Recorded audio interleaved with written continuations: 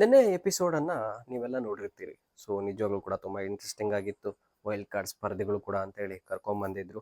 So but ಅವ್ರು ಯಾರು ಕೂಡ ವೈಲ್ಡ್ ಕಾರ್ಡ್ ಸ್ಪರ್ಧಿಗಳಲ್ಲ, ಅದೊಂದು ಕ್ಲಾರಿಟಿ ಇರಲಿ. ಬಿಗ್ ಬಾಸ್ ಮನೆಗೆ ಬಂದಿರುವಂಥ ಅತಿಥಿಗಳು, ಅದರಲ್ಲಿ ಯಾರಾದರೂ ವೈಲ್ಡ್ ಕಾರ್ಡ್ ಇರ್ಬೋದು. ಯಾರನ್ನಾದ್ರೂ ಬಿಗ್ ಬಾಸ್ ಅವರು 50 ಡೇಸ್ ಆಗಿರೋದ್ರಿಂದ ಉಳಿಸ್ಕೊಳ್ಳುವಂಥ ಸಾಧ್ಯತೆ ಇದೆ.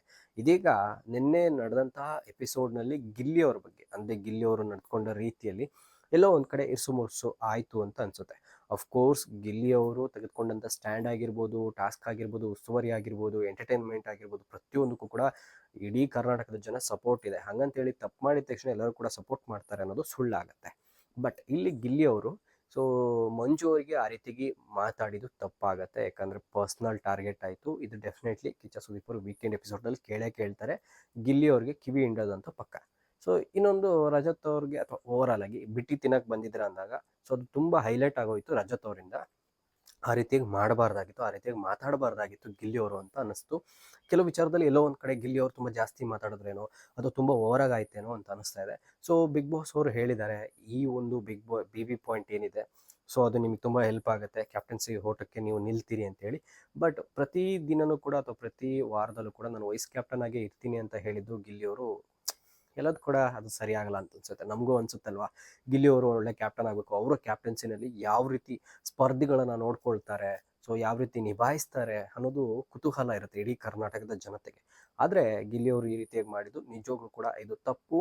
ಸೊ ಅವ್ರು ಆ ರೀತಿಯಾಗಿ ಮಾತಾಡಬಾರ್ದಾಗಿತ್ತು. ಹಾಗಂತೇಳಿ ಗಿಲ್ಲಿ ಅವರು ಎಲ್ಲ ಮಾಡಿದ್ದೆಲ್ಲ ತಪ್ಪ, ಖಂಡಿತವಾಗ್ಲೂ ಇಲ್ಲ. ಬಿಗ್ ಬಾಸ್ ಅವರು ಅವ್ರಿಗೆ ಒಂದು ಚಾನ್ಸ್ ಕೊಡ್ತಾರೆ ಗೆಸ್ಟ್ಗಳಿಗೆ ರೋಸ್ಟ್ ಮಾಡಬೇಕು ಅಂತ, ಅವಾಗ ಅವ್ರು ಅದನ್ನು ಮಾಡೋದು ಓಕೆ. ಬಟ್ ಅಲ್ಲಿರುವಂಥ ಸ್ಪರ್ಧಿಗಳು ಕೂಡ, ಅಂದರೆ ಈ ಏನು 11ನೇ ಸೀಸನಲ್ಲಿ ಇರುವಂಥ ಕಂಟೆಸ್ಟೆಂಟ್ಗಳು ಕೂಡ ಸ್ವಲ್ಪ ಜಾಸ್ತಿನೇ ಮಾತಾಡಿದ್ರು ಅಂತ ಅನ್ನಿಸ್ತು. ಬಟ್ ಓಕೆ, ನೆನೆ ಎಪಿಸೋಡ್ನಲ್ಲಿ ನೋಡಿದಾಗ ಗಿಲ್ಲಿ ಅವರು ಕೆಲವು ವಿಚಾರಗಳಲ್ಲಿ ತಲೆ ಬಗ್ಗಿಸ್ಬೇಕಾಗತ್ತೆ, ಕೆಲವು ವಿಚಾರಗಳಲ್ಲಿ ತಲೆ ಎತ್ತಬೇಕಾಗತ್ತೆ. ಯಾಕೆ ಅಂತ ಹೇಳಿದ್ರೆ ಅವರು ಟ್ರೋಫಿ ಗೆಲ್ಲೋಕ್ಕೆ ಬಂದಿರೋವಂಥದ್ದು.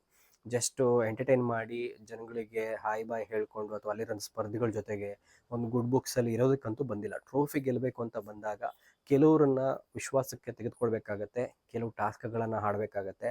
ಯಾಕೆಂದರೆ ಈಗ ಇವರು ಧನುಷ್ ಅಂತ ಬಂದಾಗ ಕೇವಲ ಟಾಸ್ಕ್ಗೆ ಮಾತ್ರ ಸೀಮಿತ, ಗಿಲ್ಲಿ ಅಂತ ಬಂದಾಗ ಕೇವಲ ಎಂಟರ್ಟೈನ್ಮೆಂಟ್ ಮಾತ್ರ ಸೀಮಿತ. ಸೊ ಈ ರೀತಿ ಆದಾಗ ಸೊ ಇಲ್ಲಿ ಎಲ್ಲೋ ಒಂದು ಕಡೆ Bigg Boss Kannada season 11 trophy ಆ ಕಡೆ ಈ ಕಡೆ ಆಗುವಂಥ ಸಾಧ್ಯತೆ, 12ರ ಟ್ರೋಫಿ ಆ ಕಡೆ ಈ ಕಡೆ ಆಗುವಂಥ ಸಾಧ್ಯತೆಗಳಿರುತ್ತೆ. ಸೊ ಹಾಗಾಗಿ ಗಿಲ್ಲಿ ಅವರು ಸೊ ಟ್ರೋಫಿ ಗೆಲ್ಲೋ ಕಡೆ ಕಾನ್ಸಂಟ್ರೇಷನ್ ಮಾಡಬೇಕು, ಕಾವ್ಯನ ಸ್ವಲ್ಪ ಅವಾಯ್ಡ್ ಮಾಡಬೇಕಾಗತ್ತೆ. ಇಲ್ಲಾಂದರೆ ಕಾವ್ಯನೂ ಗೆಲ್ಲೋಕ್ಕಾಗಲ್ಲ, ಈ ಕಡೆ ಗಿಲ್ಲಿನೂ ಗೆಲ್ಲೋಕ್ಕಾಗಲ್ಲ. ಸೊ ನಿಮ್ಗೇನು ಅನಿಸುತ್ತೆ ಅನ್ನೋದನ್ನು ನಮ್ಮ ಕಮೆಂಟ್ ಬಾಕ್ಸ್ ಮೂಲಕ ತಿಳಿಸಿ. ಈ ವಿಡಿಯೋ ಇಷ್ಟ ಆಗಿದ್ರೆ ಲೈಕ್ ಮಾಡಿ, ಶೇರ್ ಮಾಡಿ, ನಮ್ಮ ಚಾನಲನ್ನು ಸಬ್ಸ್ಕ್ರೈಬ್ ಮಾಡ್ಕೊಳ್ಳಿ. ನಮಸ್ಕಾರ.